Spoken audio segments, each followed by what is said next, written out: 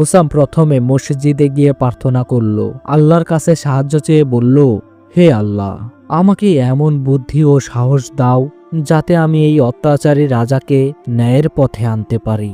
পরের দিন সকালে হুসাম রাজার দরবারে গেল। দরবারের ভেতরে প্রবেশ করতে চাইলে সৈন্যরা তাকে থামিয়ে দিল। এক সৈন্য বলল, রাজা ব্যস্ত। আরেক সৈন্য কঠিন গলায় বলল, কোনো সাধারণ ব্যক্তি তাকে দেখতে পাবে না। কিন্তু হুসাম দৃঢ়ভাবে উত্তর দিল, আমি দূর থেকে এসেছি, রাজার সঙ্গে দেখা করা আমার জন্য অত্যন্ত জরুরি। সৈন্যরা তার সাহস দেখে অবাক হলো এবং তাকে রাজার কাছে নিয়ে গেল। রাজা হুসামের দিকে তাকে মুচকি হেসে বলল, তুমি কে? আমার রাজ্যে প্রবেশ করে আমার সাথে কথা বলতে চাচ্ছ? তোমার সাহস তো মন্দ না। হুসাম শান্তভাবে উত্তর দিল, আমি একজন সাধারণ মানুষ। আমি আপনার কাছে এসেছি কারণ আমি আপনাকে সতর্ক করতে চাই।